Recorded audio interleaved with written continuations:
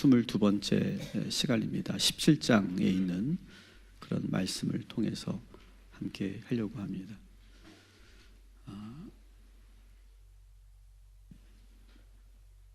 제가 대학교 때 어느 선배가 그런 얘기를 하더라고요.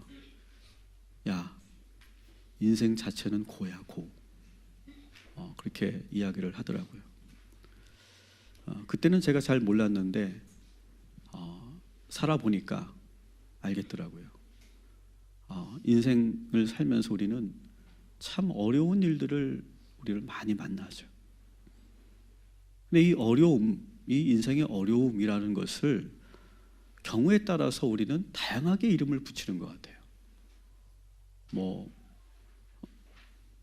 불행, 재앙, 고통, 그렇게 이름을 붙이기도 하고, 위기, 형벌, 심판, 그렇게도 붙이기도 합니다. 또 시험, 또 시련, 이렇게 부르기도 하죠.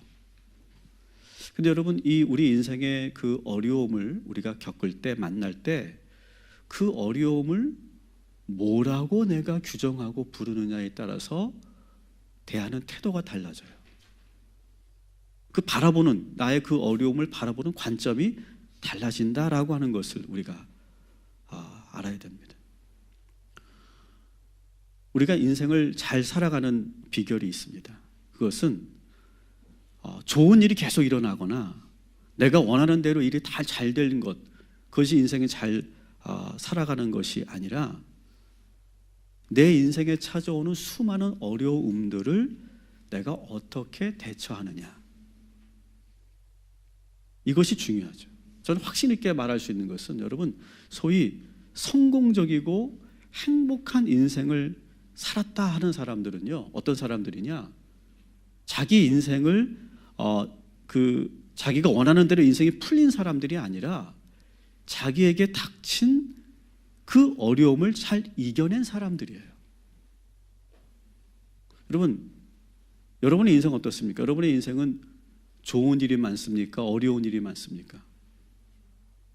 좋은 일이 많고 참 행복하시네요. 사실 우리가 인생을 살면서 항상 좋은 일만 있으면 참 좋은데, 꼭 거기에 뭐가 끼어 있죠? 어려운 일들이 항상 끼어들어요. 우리를 가만히 내버려 두지 않아요, 인생에. 1년 이상 아무 일도 없었던 적 있어요? 혹시 살면서? 1년 동안 나는 아무 일이 없었다, 너무 평안했다. 여러분의 인상 자체가 지금 상당히 고난스러운 것 같아요. 여러분, 이렇게 우리가 인생을 돌아보면 1년 동안 아무 일이 없었던 날이 있었을까? 어느 때는요, 막 시시때때로 오지 않습니까? 매 순간, 어느 때는요, 매일매일 일이 뻥뻥 터질 때도 있어요. 정신을 못 차릴 때도 있죠. 근데 그것은 내 인생만 그런 게 아니라 우리 모두의 인생이 다 그렇습니다. 중요한 것은 이 어려움을 우리가 어떻게 처리하느냐, 여기에 우리의 운명이, 인생의 운명이 결정되죠. 아까도 제가 말씀드렸지만 그 어려움을 뭐라고 규정하느냐, 여러분 자료에도 보여드린 것처럼 불행 혹은 재앙, 고통, 이렇게 우리가 부르면 이것은 그냥 내가 지금 느끼는 그 어려움을 그냥 그대로 내가 지금 표현한 거죠. 불행해. 난 불행해. 나에게 인생에 지금 뜻하지 않은 어떤 쓰나미처럼, 인생의 지진처럼 나에게 그런 재앙이 밀려왔어. 난 너무 고통스러워. 이렇게 여러분 생각하고 끝나면 우리는 거기서 아무것도 배우지 못하죠.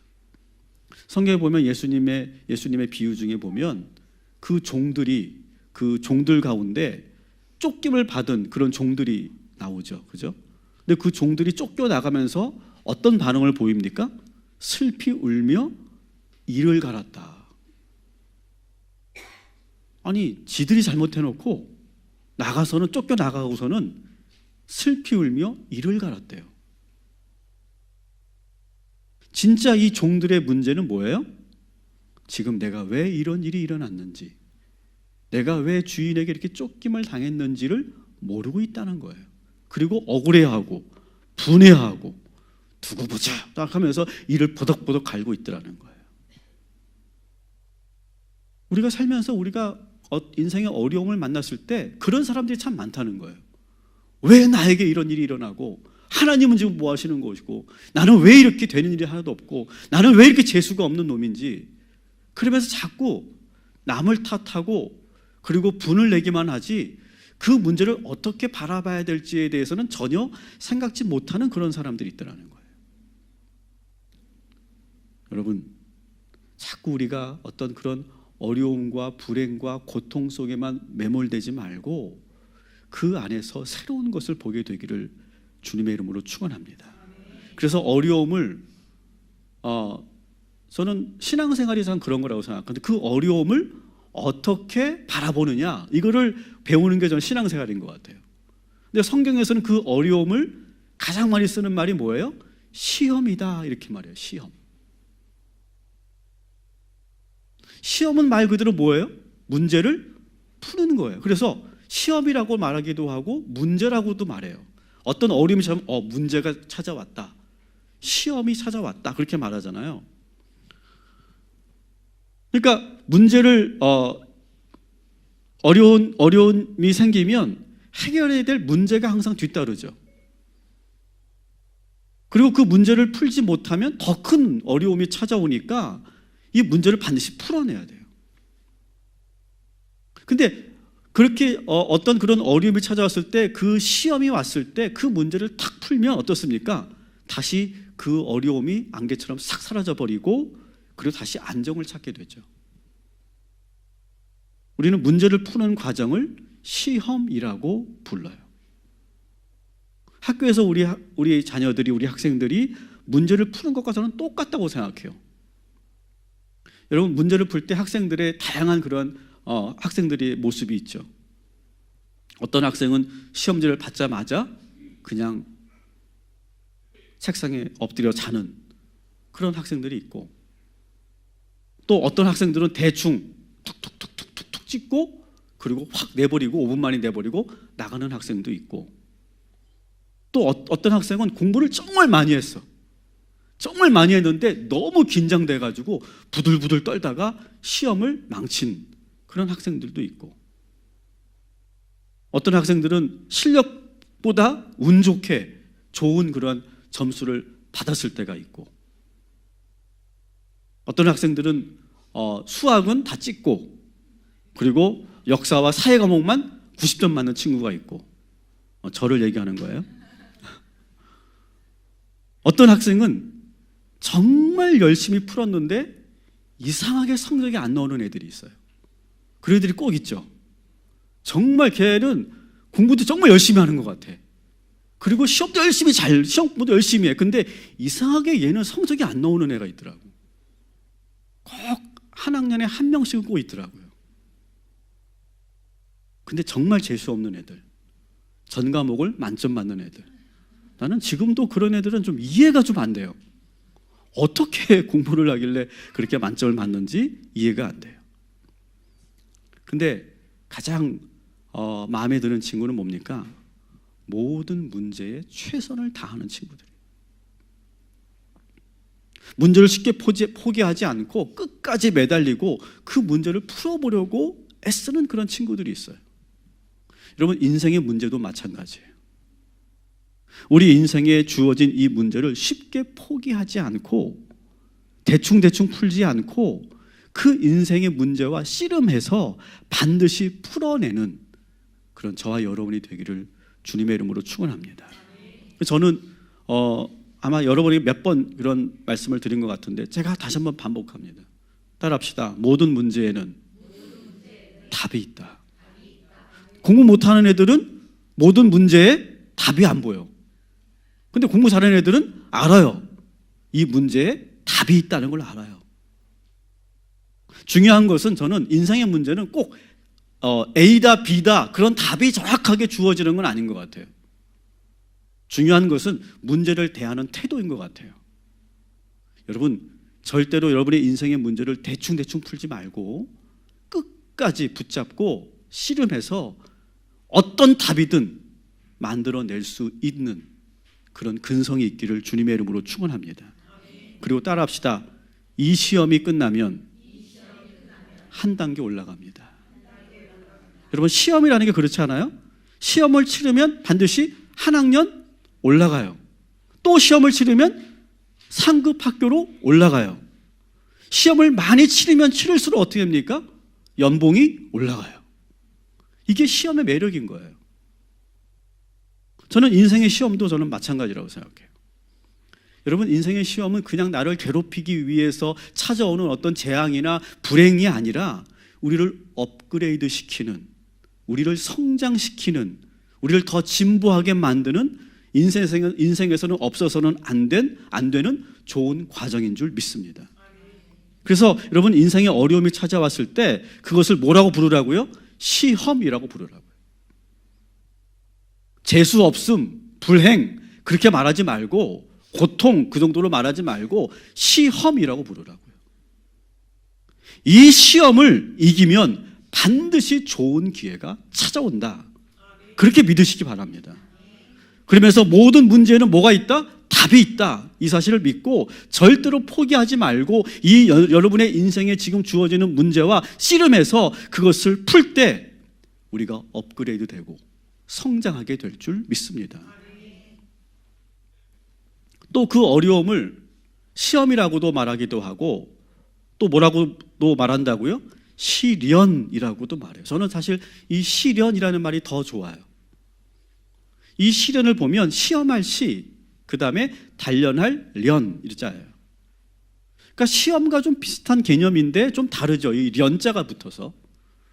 시험으로만 끝나지 않고 이 련자가 붙었다는 건 뭐예요? 이런 거예요. 대장장이가 쇠를 어떻게 합니까?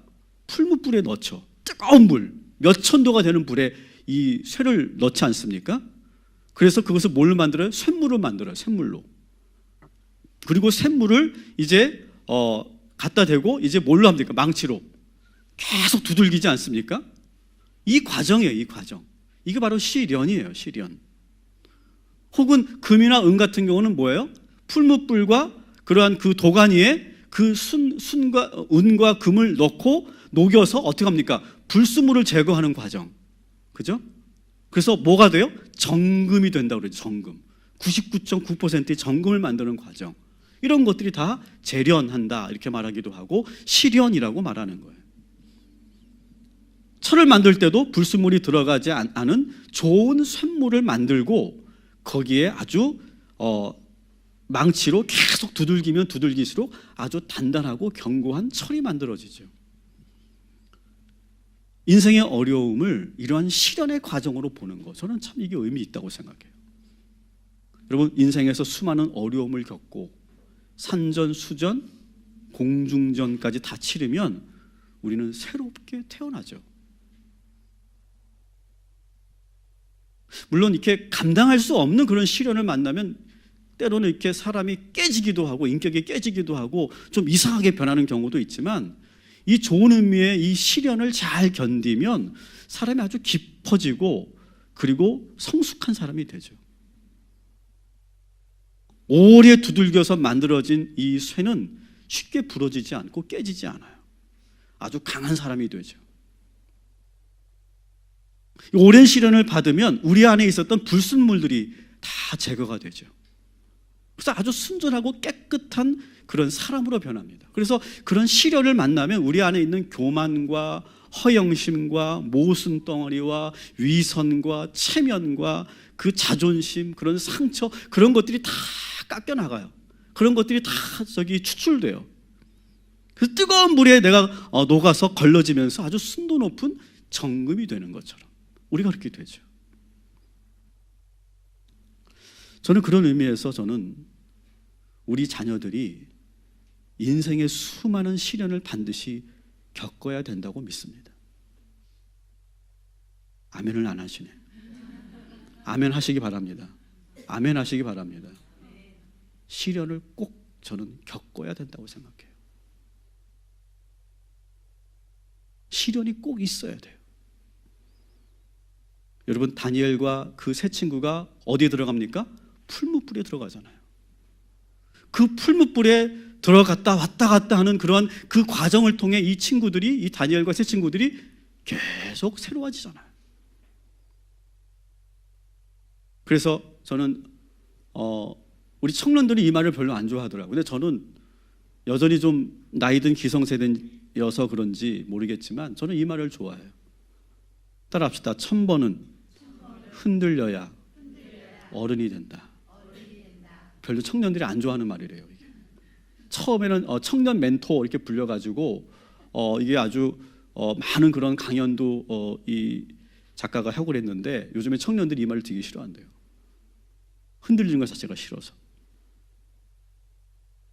그런데 저는 제가 경험해 보니까 그렇게 인생에 흔들리는 경험이 있어야 그 시련을 통해서 내가 새로워지는구나. 저는 그것을 느꼈어요. 여러분, 우리의 인생도 아직은 시련이 남아있죠. 여러분, 근데 여러분 이 시련을 수용하시고 인정하시고 그 시련을 피하지 말고 그날이 찾아오면 이것은 나를 새롭게 하기 위한, 나를 정금같이 만들기 위한 그런 과정이라고 믿으시고 그 시련을, 어려움을 시련이라고 부르고 그것을 통해 새로워지시기를 주님의 이름으로 축원합니다. 그래서 오늘 잠언 17장 3절이 바로 그 얘기예요. 같이 읽습니다. 시작. 도가니는 은을, 풀무는 금을 연단하거니와 여호와는 마음을 연단하시느니라. 아멘. 잘 보세요. 도가니는 뭐를? 은을, 풀무는 금을. 도가니와 풀무는 똑같은 거예요. 그죠? 뜨거운 그런 가마죠. 거기에 은과 금을 넣어서 녹는 거예요. 녹으면서 어떻게 돼요? 불순물이 다 빠져나가면서 뭐가 되는 거예요? 정금이 되는 거예요. 순은이 되는 거예요. 그렇게 하는 것처럼 여호와는 우리를 어떻게 한다고? 우리의 마음을 연단하신다. 시련하신다는 거예요. 저는 이 말씀을 처음에 만났을 때 성경이 정말 대단하구나. 어쩌면 이런 귀한 말씀들이 있지라고 하는 걸 제가 느꼈어요. 하나님은 우리의 마음을 연단하시죠. 아주 뜨거운 그런 도가니와 풀무불에 은과 금을 넣어서 순전하게 만드는 것처럼 하나님께서 우리를 연단하시는 방법은 참 다양합니다. 성경을 보면, 우리 인생을 보면 알 수 있죠. 때로는 우리 하나님은 무섭게 징계도 하시죠. 그죠? 여러분 징계 받아보셨어요? 안 받아본 분은 말을 하지 마세요. 저는 받아봤잖아요. 그런데 그 징계가 정말 필요했어요. 저한테. 이스라엘 백성도 어떻게 합니까? 계속 돌고 돌고 또 돌게 하잖아요. 그죠?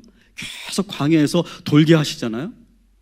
때로는 막막한 아무도 없는 그런 광야로 그냥 혼자 걸어가게 내버려 두시고, 그리고 하나님이 아예 터치하지 않으세요. 침묵하세요. 드러내지 않으세요. 그냥 혼자 아무도 없는 곳에서 그냥 어떻게 살아야 될지 모르게 그렇게 만드실 때도 있어요. 사방으로 우겨쌈을 이렇게 당하게 하실 때도 있고요. 또 때로는 사람들로부터 상처도 받게 하시고 배신도 당하게 하시고 철저하게 외롭게 고립시킬 때도 있으세요. 실패하기도 하시고 넘어지기도 하시고. 근데 이런 가정들을 한 번만 하는 게 아니라 어떻게 많이 두드리면 두드릴수록 좋다 나쁘다? 좋다. 그래서 계속 두드리실 때가 있어요. 우리를 마치 망치로 계속 쇠를 반복적으로 두들기듯이 그렇게 하신다. 성경에서는 이렇게 하나님이 이렇게 시련하고 정금처럼 그렇게 재련하고 실현하는 과정을 통해 새로워지는 그런 사람들을 성경에서 많이 소개되고 있죠. 야고보서 1장 12절 우리 한번 같이 읽겠습니다. 시작. 시험을 찾는 자는 복이 있나니 이는 시련을 견디어낸 자가 주께서 자기를 사랑하는 자들에게 약속하신 생명의 면류관을 얻을 것이기 때문이라. 아멘. 시험을 잘 이기고 그것을 극복하는 자는 복이 있나니 시련을 통해 우리에게 면류관을 주실 것이다. 그래서 모세는요 40년을 광야에서 시련 받았죠. 야곱은 20년을 시련을 받아요. 요셉은 12년을 그렇게 끔찍한 그러한 노예 생활을 하고 죄수의 생활을 해요. 다윗은 10년을 사울을 피해 도망 다녀요. 저는 16년을 부목사 생활을 해요. 여러분, 하나님이 보시기에 각 사람에 따라서 그 시련의 연수는 달라질 수 있어요. 그런데 하나님만 보시면 알아요. 하나님만 아시는 거예요. 그런데 꼭 필요한 시간을 하나님께서 연단시키시고 시련을 통해서 그를 새롭게 하시는 줄 믿습니다. 그러면서 꼭 그 주인공들에게는 옆에 누구를 붙입니까? 그를 괴롭히는 역할, 그 역할을 붙여요. 모세에게 누굴 붙였어요? 바로를 붙였죠. 바로, 그죠? 또 야곱에게 누굴 붙였어요? 라반을 붙여놓잖아요. 라반을. 요셉은 형들과 보데발의 아내를 붙여놓잖아요. 다윗은 누굴 붙였어요? 사울을 붙였잖아요. 저에겐 누굴 붙였을까요? 그분을 붙였어요. 여러분 주변에 나를 힘들게 하고 나를 좀 고통스럽게 하는 사람들, 그 사람들 여러분 무조건 미워하지 마세요. 어쩌면 그 사람들을 통해서 우리가 새로워지는 줄 믿습니다. 그래서 사실은 그런 사람들을 끌어내고 제거해야 될 게 아니라 그 사람을 통해 내가 지금 뭘 배워야 하는지, 그 사람을 하나님께서 나에게 왜 붙여주셨는지를 보는 것이 더 중요해요. 왜? 우리 인생에서 항상 내 입맛에만 맞고 내가 좋아하는 사람만 만나는 게 아니거든요. 오히려 나와 안 맞고 나를 힘들게 하고 나를 괴롭게 하는 사람들을 우리는 더 많이 만나요.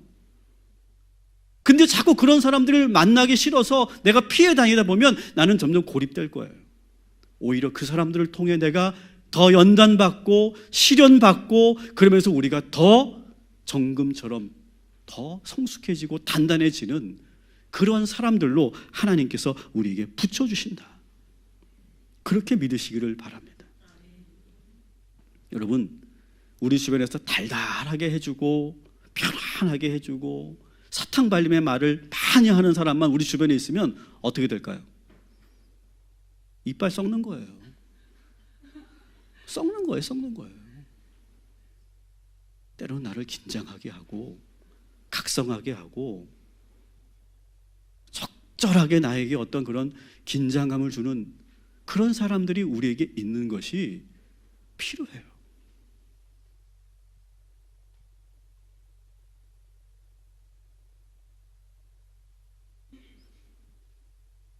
그런데 여러분, 우리 인생에서 그런 시련이 찾아오는데 이게 왜 찾아올까? 우리가 이것을 좀 우리가 분명하게 오늘 알아야 돼요. 여러분, 이런 시험과 시련은 언제 찾아올까요? 우리는 때로 이렇게 생각할 때가 있어요. 하나님이 나한테 이렇게 시련을 주셨어. 하나님이 나에게 왜 이런 시험을 주시는지 몰라. 이렇게 생각하시는 분들이 많은데 이건 대단히 잘못된 거예요. 여러분, 야고보서 1장 13절부터 15절 말씀을 우리는 분명히 기억해야 돼요. 같이 읽습니다. 시작. 사람이 시험을 받을 때에 내가 하나님께 시험을 받는다 하지 말지니 하나님은 악에게 시험을 받지도 아니하시고 친히 아무도 시험하지 아니하시느니라. 오직 각 사람이 시험을 받는 것은 자기 욕심에 끌려 미혹됨이니 욕심이 잉태한즉 죄를 낳고 죄가 장성한즉 사망을 낳느니라. 내 사랑하는 형제들아, 속지 말라. 아멘. 자, 뭘 속지 말래요? 하나님이 실현하는 게 아니에요. 누구 때문이에요? 나의 욕심 때문이에요. 그런데 어리석고 미련하면요, 나의 문제를 보지 못하는 거예요. 나의 문제가 보이지 않으니까 하나님이 날 이렇게 만들었고 아버지가 날 이렇게 만들었고 남편이 날 이렇게 만들었고 저 집사가 날 이렇게 만들었다고 생각하는 거예요. 아니에요. 나의 문제를 봐야 된다는 거예요. 나에게서 원인을 찾아야 된다는 거예요.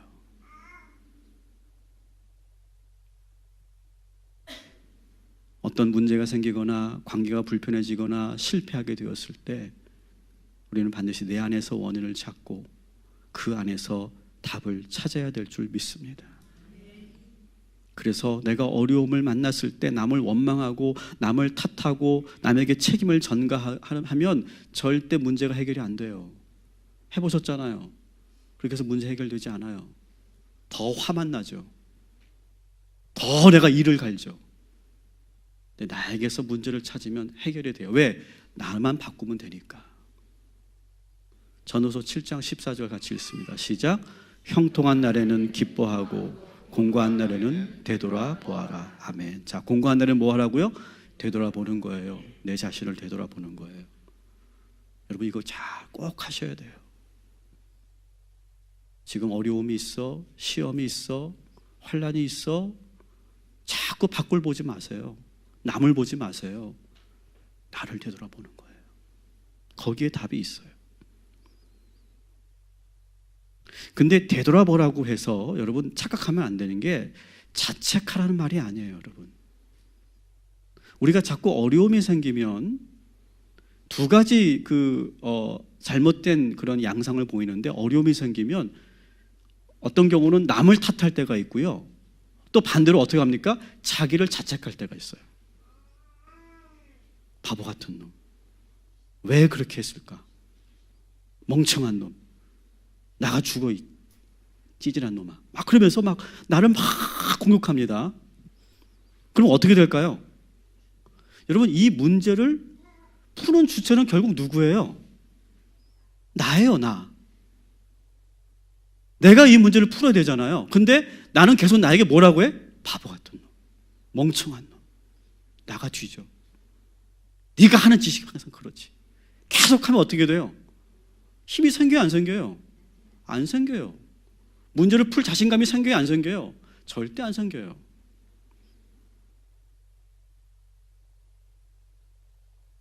여러분, 어릴 때 우리가 혼나봤잖아요, 그죠? 혼나면 어떻게 됩니까? 혼나면 잘합니까? 더 못하잖아요. 더 막 그냥 내가 정신이 혼미해져가지고 정말 아무것도 못하고 부들부들 떨고만 있잖아요. 아무것도 못하잖아요. 그래서 그때는 혼을 내면 안 되죠. 기다려줘야죠. 나를 되돌아보라고 하는 것은 나를 공격하라고 하는 말이 아니에요. 천천히 지난 나를 돌아보는 거예요. 아, 이게 문제였구나. 무엇이 문제인지 그 꼬여있는 실타래를 푸는 과정을 말하는 거예요.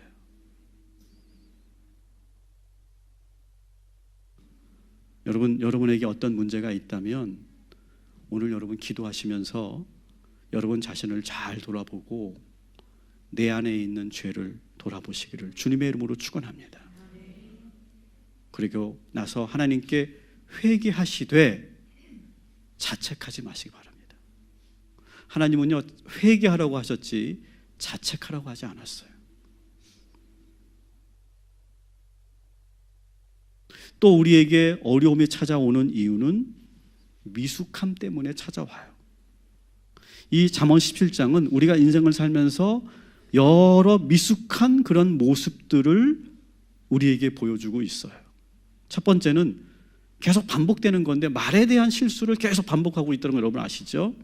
오늘도 한번 17장에서 보게 되는데 이런 말의 실수를 우리가 하면 어려움이 찾아오죠. 자, 우리 같이 한번 27절까지 읽겠습니다. 시작. 악을 행하는 자는 사악한 입술이 하는 말을 잘 듣고 거짓말을 하는 자는 악한 혀가 하는 말에 귀를 기울이느니라. 지나친 말을 하는 것도 미련한 자에게 합당하지 아니하거든 하물며 거짓말을 하는 것이 존귀한 자에게 합당하겠느냐. 한마디 말로 총명한 자에게 충고하는 것이 매백대로 미련한 자를 때리는 것보다 더욱 깊이 박히느니라. 말을 아끼는 자는 지식이 있고 성품이 냉철한 자는 명철하니라. 아멘. 저는 이 말씀 묵상하면서 참 내가 살면서 했던 말실수들 그런 걸 막 떠오르더라고요. 야, 정말 내가 왜 그런 말을 그때 했을까? 그리고 그 말 한마디 때문에 겪었던 나의 그 모든 어려움들이 막 떠오르더라고요. 여러 번 그러한 그 말로 인해 겪었던 그런 그 실패를 제가 경험하게 것을 내가 돌아보면서 근데 감사한 것은 그때 그런 말의 실수를 내가 나중에지만 후회하지만 그것을 내가 자각하고 깨달으면서 내가 그래도 좀 달라지고 있구나 라고 하는 걸 제가 느꼈어요. 이런 말을 하면 안 되겠구나. 이런 분위기 속에서 이런 상대에게 이렇게 말하면 안 되겠구나. 이렇게 말하면 안 되는구나. 이런 것들을 제가 배우게 됐죠. 저는 지금도 그 중학교 때 교회에서 그런 거 옛날에 많이 했잖아요. 롤링페이퍼 같은 거 있었잖아요.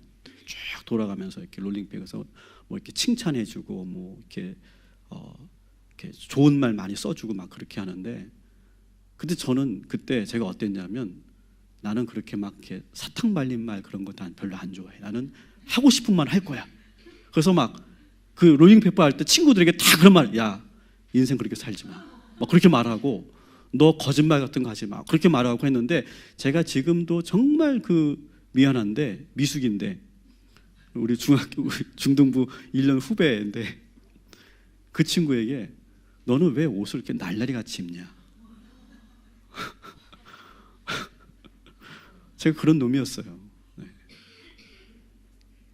그로 인해서 얼마나 그 아이가 상처를 받았을까. 근데 그때는 그게 뭐 이렇게 멋있는 거라고 제가 생각했던 것 같아요. 바보 같은 짓이죠. 근데 제가 그런 말들을 했으니 다른 곳에서 얼마나 많은 말실수를 했겠어요, 제가. 그리고 얼마나 많은 제가 그 대가를 받았겠어요.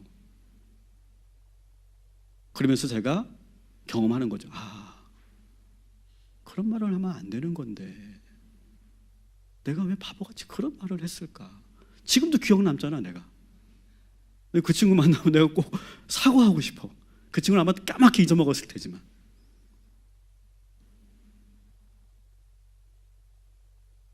자, 보세요. 오늘 7절에 보면 지나친 말, 과한 말은 하지 말아야 된다는 걸 지금 말하고 있어요.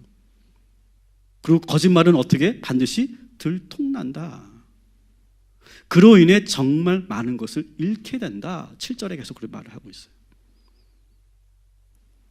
10절에 보면 그때 그 말 때문에 내가 살았구나. 여러분, 말에는 능력이 있거든요. 좋은 말을 하면 사람이 살아요. 반면에 27절에 보면 말을 함부로 아무렇게나 하면 안 되는 거구나. 이거를 지금 배워가고 있는 거예요, 지금. 여러분, 말로 인해 우리가 실수하고 넘어졌던 그 순간들을 여러분 절대 잊지 마시고 그걸 통해 우리가 더 새롭게 배워가기를 주님의 이름으로 축원합니다. 또 27장에 또 이러한 그 미숙함 때문에 찾아온 시련들이 여러 가지가 나오는데, 여러분 젊을 때는요 그런 것 같아요. 젊을 때는 눈에 보기에 좋아 보이는 것이 되게 좋아 보이는 거죠. 좋다고 생각하는 거 있죠, 그죠? 눈에 보기에. 일단 남자들에게는 여자는 뭐만 보입니까? 이쁜 것만 보이죠. 이쁘냐 안 이쁘냐. 이쁜 여자와 안 이쁜 여자만 있잖아요. 자꾸 눈에 보이는. 여자들은 안 그런가 그러면? 여자들은 제가 보니까 더 하더라고. 그러니까 젊을 때는 그게 더 심하죠. 젊을 때는 잘생겼냐, 예쁘냐, 화려하냐, 보기 좋냐, 그런 것들을 되게 중요하게 생각하고, 젊을 때는, 미숙할 때는 자극적이고 짜릿하고 기분 좋은 거, 그런 것들을 우리가 더 탐닉하게 되고, 또 젊을 때는 먹는 것도 어때요? 먹는 것도 짜고 맵고 달고 시원한 거, 그런 것들을 좋아하고. 그렇죠? 지금 제가 나이가 들어서 매운 걸 못 먹겠어요. 옛날에는 그렇게 좋아했는데. 그러니까 근데 나이가 들면서 어떻게 됩니까? 화려하고 자극적이고 휘황찬란한 것들이, 야, 이게 인생에 해로움을 주는구나. 그런 걸 우리가 조금씩 배워가잖아요. 근데 그때는 그런 것들을 자꾸 쫓다 보니까 점점 안 되는 거예요. 저희 딸이 저를 닮아서 라면 귀신이었거든요. 라면을 너무 좋아해요. 근데 요즘에는 걔가 라면을 하나도 안 먹어요. 왜 그러냐 했더니 속이 그 먹으면 반드시 속이 안 좋아진대. 야, 너도 늙었다. 고3인데 너도 늙었다 이제. 근데 어릴 때는 그렇게 막 이렇게 그 향신료가 있고 자극적이고 막 그런 걸 되게 좋아하는데 점점점 그게 안 좋은 거구나 이런 걸 경험하게 되죠. 다시 말하면 인생에서 막 그렇게 화려하고 자극적인 것에 대한 그 뜨거운 맛을 우리가 보게 되면 이제 거기서 우리가 접근하지 않고 다가가지 않고 우리가 거기를 즐거워하지 않죠. 근데 여전히 나이가 먹었는데도 지금도 그걸 좋아하는 인간들이 있어요. 어떻게 될까요? 그 인생은 정말 불쌍한 인생이 될 거예요. 그래서 여러분, 인생은 한번 그런 어려움을 한번 뜨거운 맛을 한번 봐야 거기서부터 빠져나오는 것 같아요. 5절 한번 읽어봅시다. 시작. 가난한 자를 조롱하는 자는 그를 지으신 주를 멸시하는 자요, 사람의 재앙을 기뻐하는 자는 형벌을 면하지 못할. 아멘. 자, 눈에 보이는 행색을 보고 사람을 판단하는 일, 우리 사실 많이 했던 일 아니에요? 그들을 함부로 대했던 일, 가난한 이웃을 함부로 대하는 일. 여러분, 정말 우리 동탄 꿈의 교회 성도들은 어디에서든 갑질하시면 안 되는 줄 믿습니다. 갑질하다가 나한테 들키기만 하면 진짜 정말 여러분 그러지 마세요.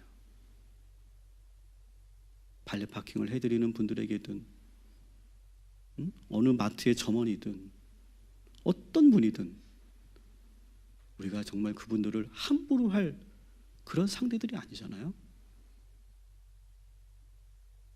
그런데 자꾸 우리는 눈에 보이는 저 사람 행색이 저렇고 저 사람의 직업이 저렇고 저 사람의 그 댐댐이가 저러니까 우리가 마음대로 해도 되고 함부로 해도 된다는 생각, 이거 계속 하다가는 그 사람 망하는 거예요.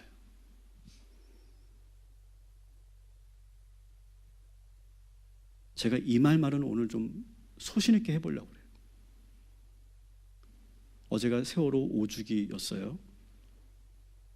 정말 모두가 다 애도하고 추모하는 그런 시간인데 몇 정치인들이 망언을 했습니다. 여러분 아실 거예요. 이 세월호 유가족들을 향해서 페이스북에 이런 말을 했더라고요.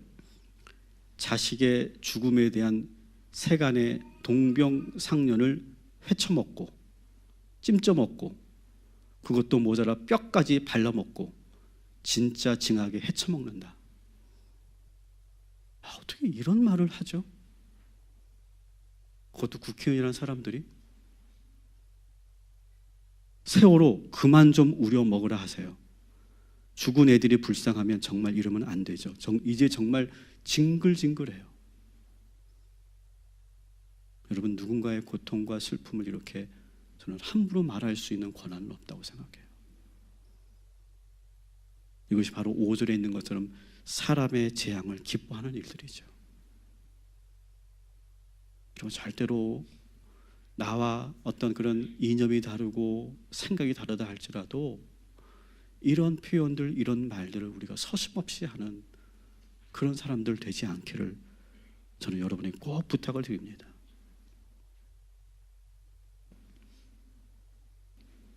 또 인생을 살면서 아마 여러분들도 한 번쯤은 어려움을 겪어봤을 일인데 8절 같이 읽습니다. 시작.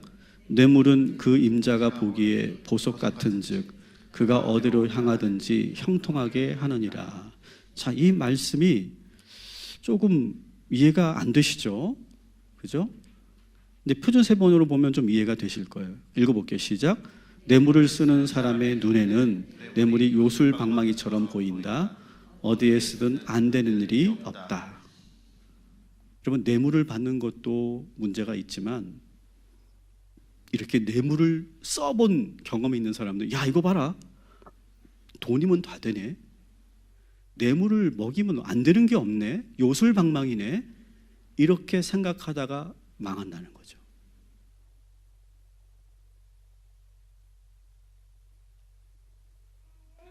망하는 사람들은, 실패하는 사람들은 다 이유가 있고 원인이 있다는 거예요.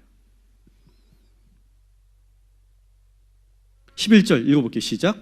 악한 자는 반역만 힘쓰나니 그러므로 그에게 잔인한 사자가 보냄을 받으리라. 아멘. 여러분, 신의를 저버리고 배신을 일삼는 사람은 잔인한 결과를 찾아온다. 여러분, 누구에게든 신의를 잃지 않고 신뢰를 잃지 않는 그러한 저와 여러분이 되기를 축원합니다. 14절 있습니다. 시작. 다투는 시작은 독에서 물이 새는 것 같은즉 싸움이 일어나기 전에 시비를 그칠 것이니라. 19절. 다툼을 좋아하는 자는 죄가를 좋아하는 자요 자기 분을 높이는 자는 파괴를 고하는 자니라. 아멘. 이런 사람이 있어요. 어딜 가든 갈등하고 다툼이 일어나게 만드는 사람. 결국 그런 사람들은 인생이 망가진다. 그래서 우리는 갈등을 가능하면 이제 피하게 되고 원만하게 그 관계를 유지하면서 해결해 가는 그런 타협점을 찾아가는 그런 것들을 우리가 배우게 되죠. 제가 젊었을 때는 그게 잘 안 됐어요.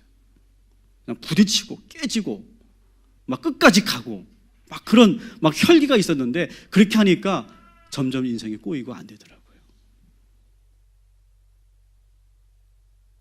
그래서 거기서 우리가 또 배우는 거죠. 따라합시다. 시련은 우리를 지혜롭게 만든다. 여러분, 우리의 욕심과 미련함 때문에 우리는 많은 어려움을 만난 거예요. 지금 우리가 지금까지 살면서 여러 가지 어려움들은 다 거기서 온 거예요. 내가 미숙하고 경험이 부족해서 계속 부딪히고 깨지고 넘어진 거예요.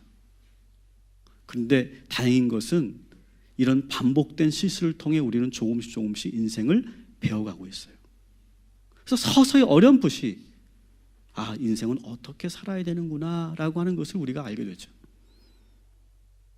여러분, 혹시 지금 나이가 40이 되셨고 50이 되셨는데 나는 아직도 인생을 어떻게 살아야 될지 모르겠어요, 그런 분 계세요? 참 안타깝죠. 그런 분들이 있더라고요. 가끔 여기는 한 분도 없어. 그런 분들이 있어요. 아직도 나이가 50이 되고 60이 됐는데도 내가 인생을 어떻게 살아야 되는지를 모르는 분들이 있더라고요. 제가 방법을 가르쳐 드릴게요. 어렵지 않아요. 지난 날을 돌아보면 돼요. 지난 날을. 그때 내가 실수하고 반복하고 넘어지고 깨지고 상처받고 실패하고 좌절했던 순간들을 뒤돌아보면 돼요. 그 안에 답이 있어요. 다시는 그런 바보 같은 짓 하지 말아야지. 제가 부끄러운 경험 하나 말씀드릴게요.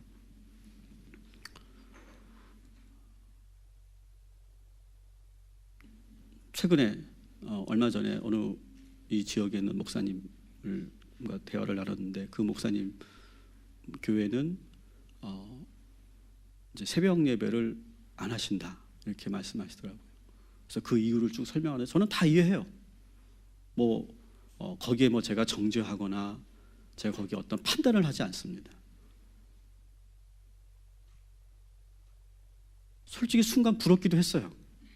좋겠다. 얼마나 편할까. 그런데 저는 절대로 새벽 예배를 없앨 마음이 없어요. 왜 그런지 아세요? 제가 대천에서 목회할 때, 전도사 때 새벽 예배를 없애봤거든요. 교인이 와야지 새벽 예배를 하지.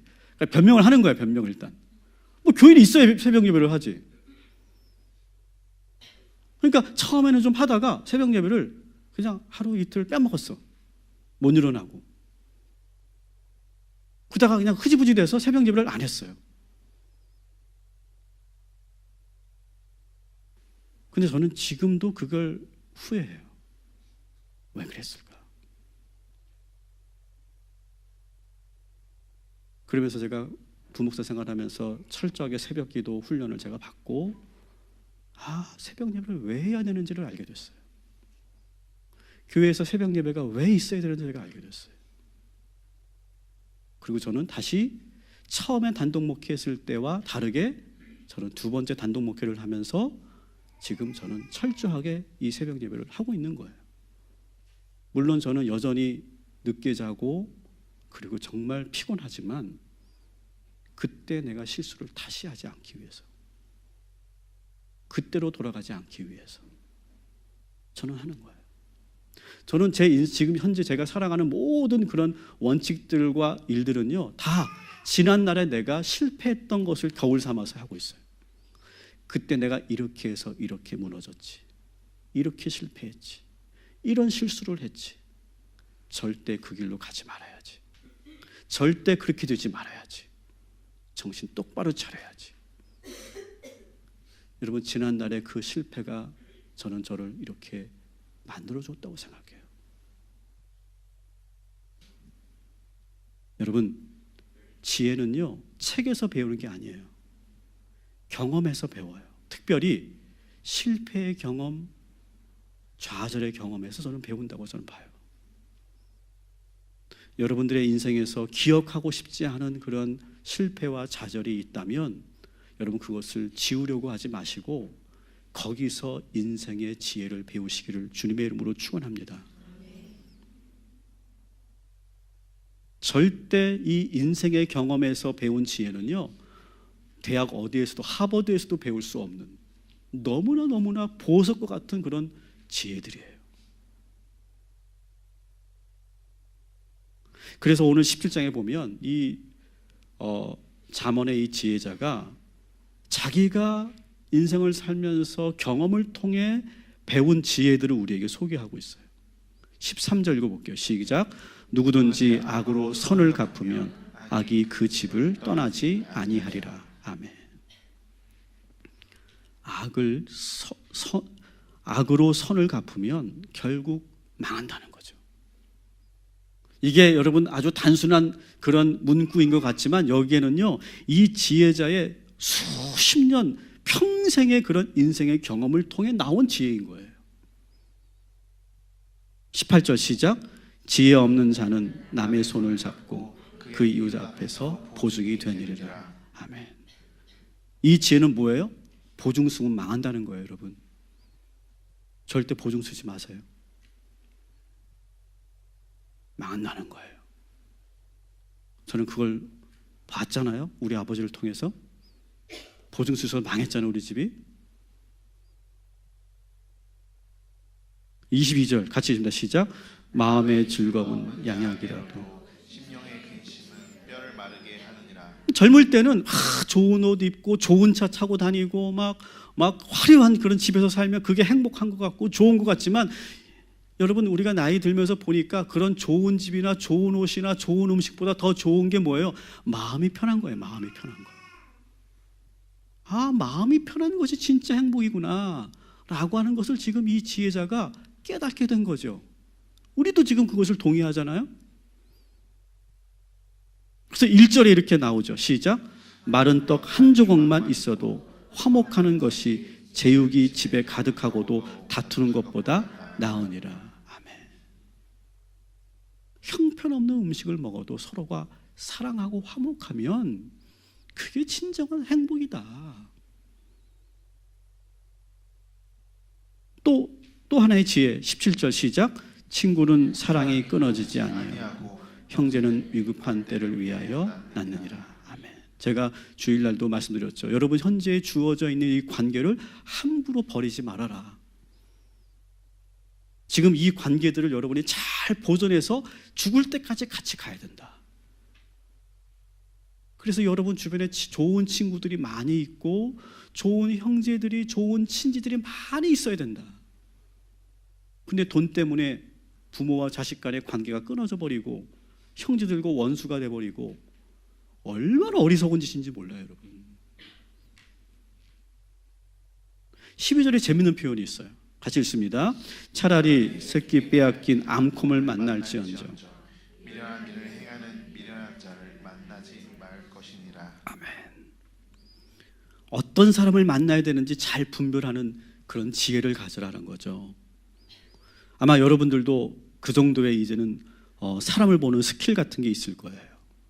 아, 저 사람은 어떤 사람이구나. 저 사람은 조금 우리가 경계해야 되겠구나. 아, 이 사람은 참 겉으로는 참 이렇게 별 화려하지 않지만 참 깊이가 있는 사람이구나. 말은 별로 하지 않지만 참 저 사람은 뭔가 따뜻함이 있는 사람이구나. 그런 것도 우리가 느낄 수 있는 이 정도의 안목은 이제 있잖아요, 우리가. 그래서 오늘 이 12절은 이런 거죠. 미련한 친구를 만나면 안 된다는 거예요. 미련한 친구는요, 얼마나 위험하냐 하면요, 새끼 암콤을 빼앗긴, 죄송합니다. 새끼를 빼앗긴 암콤 같다. 여러분, 곰이 새끼를 낳았어요. 근데 그 새끼를 빼앗아가 버리면 그 암콤이 어떻게 반응합니까? 막 화를 낼 거 아니에요? 막 공격할 거 아니에요? 무섭게 할 거 아니에요? 고집사님 걱정하지 마세요. 괜찮아요? 신경 안 써도 돼요. 저는 전혀 신경 안 쓰니까. 차라리 그 암콤을 만나는 게 낫다. 그만큼 미련한 사람이 위험한 거다. 인생을 무너뜨린다. 사람을 잘 분별해야 된다.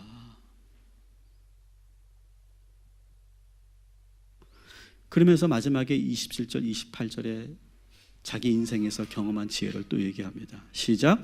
말을 아끼는 자는 지식이 있고 성품이 냉철한 자는 명철하니라. 미련한 자라도 잠잠하면 지혜로운 자로 여기고 그의 입술을 닫으면 슬기로운 자로 여겨지느니라. 아멘. 제가 막 그 어렸을 때 젊은 날에 막 하고 싶은 말을 툭툭 하고 막 그냥 직설을 날리고 저는 정말 지금도 회개하는 게 저 왜 그런지 모르겠어요. 저는 그 아버지에 대한 그런 컴플렉스가 있었던 것 같아요. 그래서 대학 때 수업을 들었잖아요. 그러면 제가 수업을 들으면서 교수님한테 뭘 배우려고 하는 게 아니라 저 교수를 어떻게 논리로 밟을까. 그래서 아주 꼼짝 못하게 만들어 놓을까. 그래서 저 교수가 얼굴이 빨개지게 만드는 거. 친구들이 뒤에서 이렇게 잘했다고 하는 그 뭔가 이 쓸데없는 공명심. 그거 왜 그랬을까요, 제가? 그냥 할 말 툭툭 하고 막 그게 뭐 정말 뭐 이렇게 정의로운 것처럼 생각하고 아니라는 거죠. 말을 아끼고 내가 미련하지만 잠잠하게 있는 것 자체가 지혜다.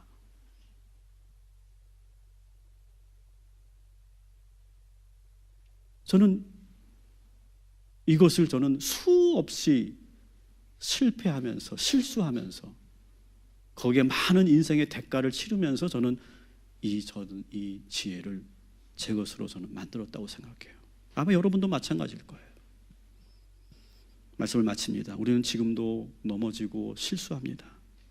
여러분 그러나 괜찮아요. 그걸 가지고 우리가 배우면 되는 거예요. 여러분 많이 넘어질수록 우리는 많은 지혜를 배우게 될 줄 믿습니다.